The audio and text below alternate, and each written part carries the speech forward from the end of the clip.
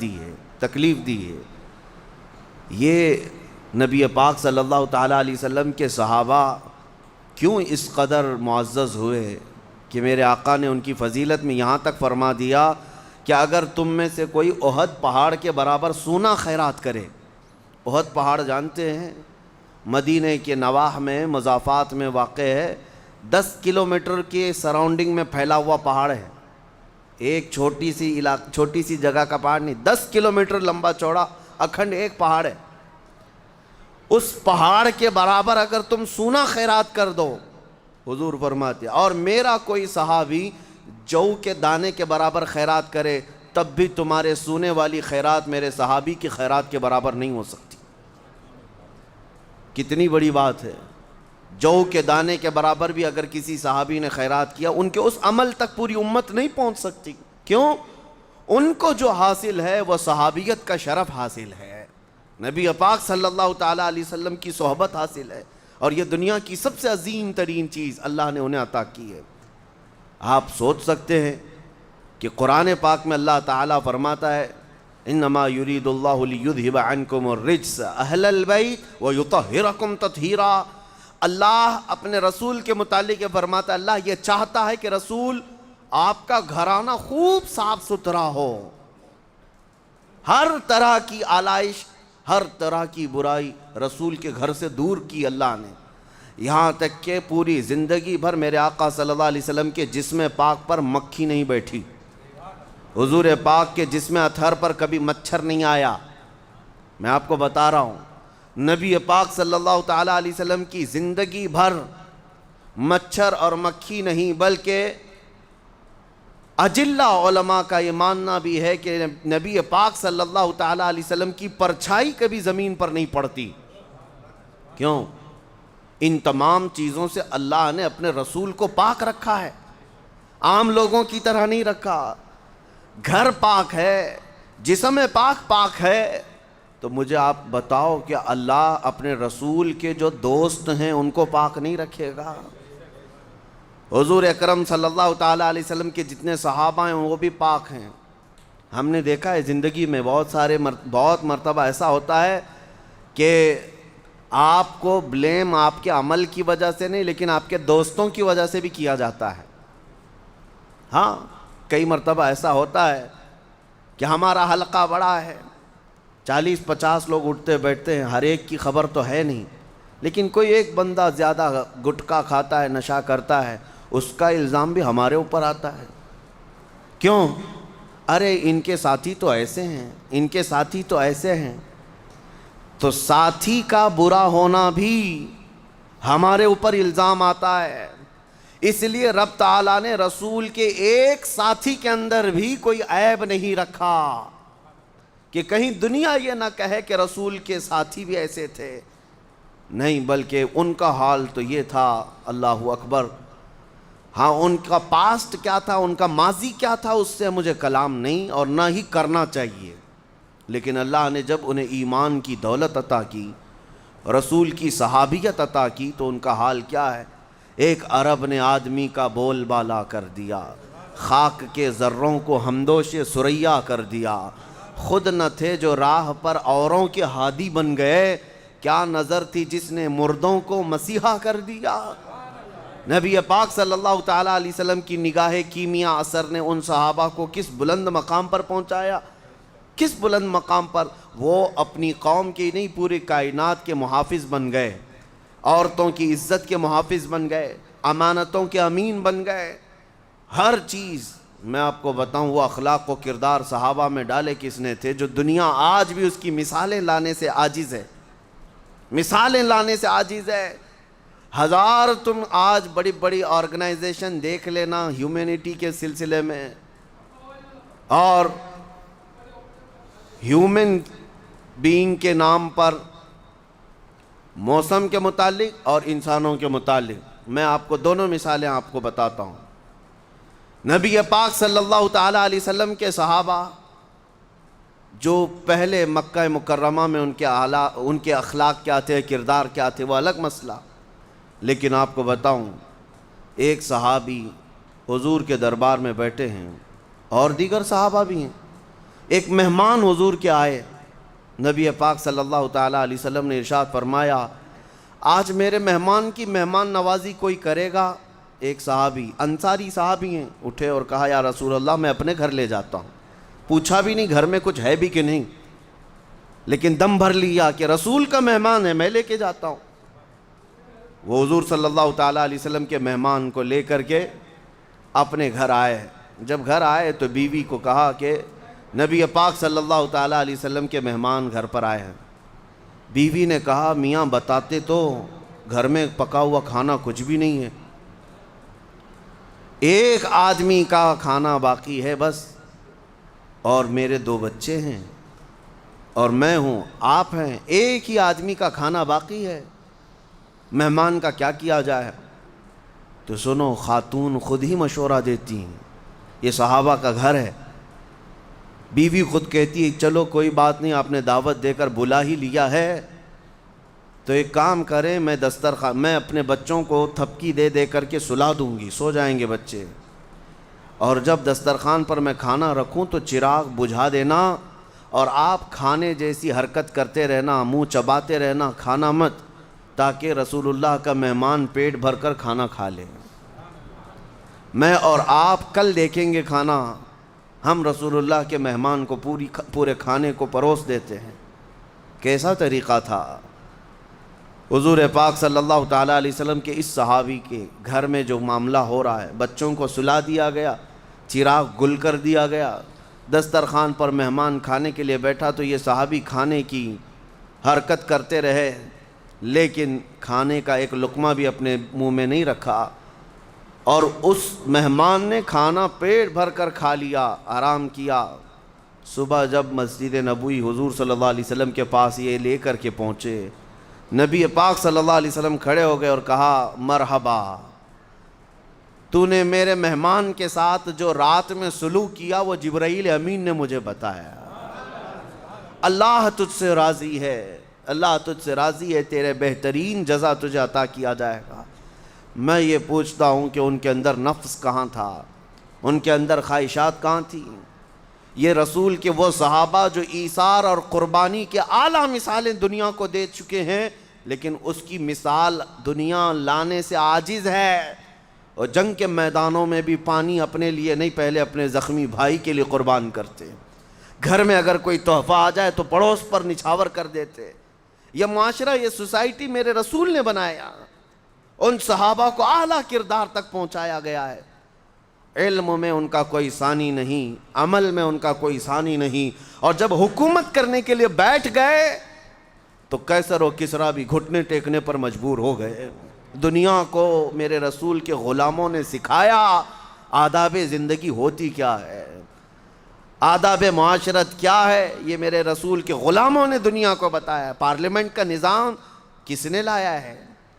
یہ رسول اللہ صلی اللہ علیہ وسلم کے یہ سچے غلام صحابہ، حکومت کرنے کا انداز لوگوں کو دکھائے، عدالت کا انداز دکھایا، اور چھوٹے اور بڑے کا فرق مٹایا۔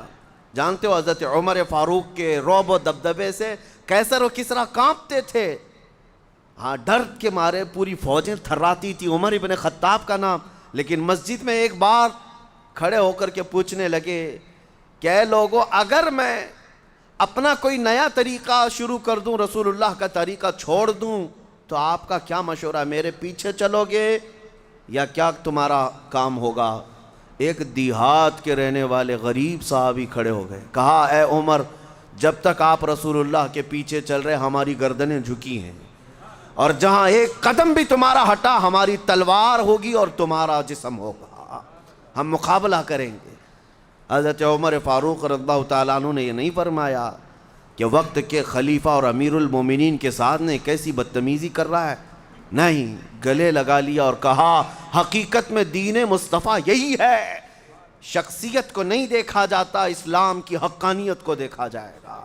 عزیزان گرامی وقار، وہ صحابہ کے مزاج میں آج آپ کے سامنے اس لیے عرض کر رہا ہوں کہ صحابہ نے سچے چہرے کو میرے مصطفیٰ کے دین کے، اللہ کی اس دین کے پوری کائنات میں پیش کیا ہے۔ آپ کو ایک بات میں بتاؤں، جب نجاشی بادشاہ کے سامنے صحابہ کا ایک قافلہ گیا تھا، وہ حبشہ کا رہنے والا بادشاہ، عیسائی بادشاہ، اور اس کے بعد جب یہ وفد گیا صحابہ کا کہ ہم یہاں رہنے کے لیے آئے ہیں، ہمیں پناہ دی جائے، مکہ والے بڑا ظلم کرتے ہیں، اس نجاشی بادشاہ نے کچھ سوالات کیے تھے۔ سب سے پہلے حضرت جعفر طیار یہ محفل میں حاضر ہوئے بادشاہ کے سامنے، بادشاہ نے پوچھا بتاؤ تو صحیح تمہارا دین ہے کیا، اس دین کی اسپیشلٹی کیا ہے، خصوصیت کیا ہے؟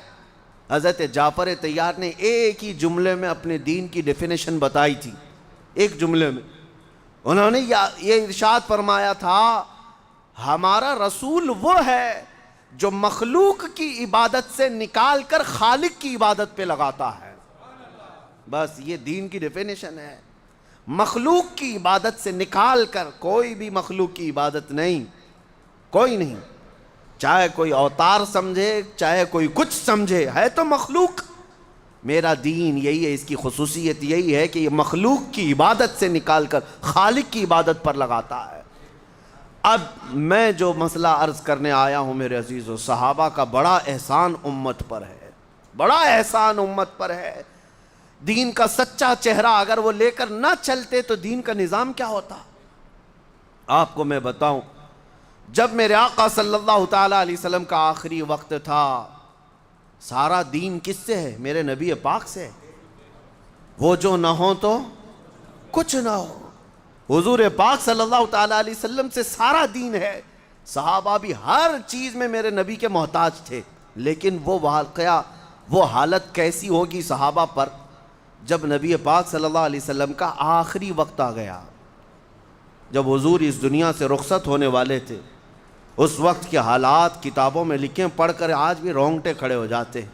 بے انتہا محبت کرنے والے صحابہ جب حضور کو اخیر وقت میں علالت میں دیکھے، حضور مسجد میں نہیں تشریف لا رہے نماز پڑھانے کے لیے، اتنی طبیعت میں علالت، نبی پاک صلی اللہ تعالیٰ علیہ وسلم کا آخری وقت جب آیا، جانتے ہیں جب روح حضور کی قبض کر لی گئی، ماں عائشہ صدیقہ کے حجرے میں تھے، سب سے پہلے جو حجرے میں داخل ہوئے حضرت ابو بکر صدیقہ ہے۔ آتے ہی نبی پاک صلی اللہ تعالیٰ علیہ وسلم کی پیشانی اقدس کو بوسہ دیا اور اس کے بعد کھڑے ہو گئے۔ حضرت عائشہ کہتی ہیں اس وقت تک تو مجھے پتہ نہیں تھا کہ رسول پاک صلی اللہ علیہ وسلم دنیا سے رخصت ہو چکے۔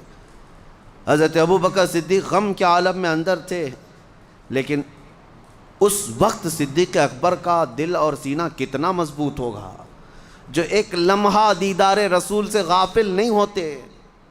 انہوں نے یہ کہا، یا رسول اللہ، جو ہونا تھا اللہ کا وعدہ ایک بار ہو چکا، اب اللہ دوسری موت کبھی آپ پر نہیں لائے گا، دوسری موت تو اب نہیں آئے گی، جو موت کا درد تھا وہ آ کر چلا گیا۔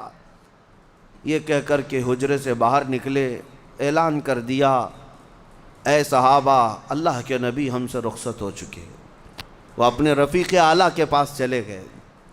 یہ وقت کیسا ہے، سب کے سب ٹھنڈے پڑ جائیں گے، جس پر سارا معاملہ ڈیپینڈ ہو وہ تھوڑا ہٹ جائے تو حالات کیا ہوتے ہیں پتہ ہے؟ یہاں ہم چھوٹی موٹی چیزیں دیکھتے ہیں، کسی ایک تنظیم کا صدر ہے، کسی ایک کمیٹی کا چیف ہے، اس کے ادھر ادھر ہونے سے پوری کمیٹی پر فرق پڑتا ہے۔ یہ تو پورے دین کا نظام تھا۔ جب رسول پاک صلی اللہ تعالیٰ علیہ وسلم نے اپنی آنکھیں بند کر لی تو صحابہ پر کیا حالتیں تھی؟ جیسی اعلان ہوا سب ساکت و جامد تھے صحابہ، ان کے عشق کا مقام تھا، محبت کا تقاضا بھی تھا۔ حضرت عثمان غنی تو ایسے لگتے جیسے پتھر ہے، ان کو کوئی چونٹی کاٹے، کوئی ہاتھ مارے تو ہلتے تک نہیں تھے۔ کچھ صحابہ دیوار سے چپکے کھڑے تھے آسمانوں پر دیکھتے ہوئے۔ حضرت عمر کی کیفیت یہ تھی کہ تلوار نکال کر مدینے میں گھومتے تھے، خبردار کسی نے کہہ دیا کہ میرے نبی کا انتقال ہوا، میں اس کی گردن مار دوں گا۔ میرے رسول اللہ کی بارگاہ میں گئے، وہ آئیں گے، یہ ان کی محبت کا تقاضا تھا۔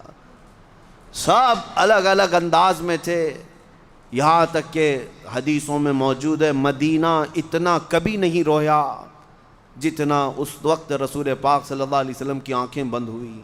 اور صحابہ نے یہ بھی لکھا ہے، اس دن سے زیادہ روشن کوئی دن ہی نہیں آیا مدینے میں جب میرے آقا صلی اللہ علیہ وسلم ثنیۃ الوداع کی گھاٹی سے مدینے میں آ رہے تھے۔ اس سے روشن دن کبھی مدینے میں آیا نہیں، اور مدینے والے کہتے ہیں اس سے زیادہ اندھیرا کسی دن آیا ہی نہیں جس دن میرے آقا نے مدینے کو رخصت کیا، دنیا سے رخصتی لے لی، اس سے زیادہ اندھیرا ہماری زندگی میں آیا ہی نہیں۔ اب سوچو دین کا نظام چلنا کیسے ہے۔ حضور پردہ فرما چکے، صحابہ کھڑے ہیں، اس وقت جس نے مشن اٹھایا، باغ ڈور سنبھالی، وہ صدیق اکبر کی ذات تھی۔ کھڑے ہوئے منبر پر لوگوں سے کہا، اے لوگو بتاؤ تم محمد صلی اللہ علیہ وسلم کی عبادت کرتے تھے یا اللہ کی عبادت کرتے تھے؟ سبوں نے کہا ہم اللہ کی عبادت کرتے تھے۔ تو حضرت ابوبکر صدیق نے کہا وہ اللہ کل بھی تھا، آج بھی ہے، ہمیشہ رہے گا۔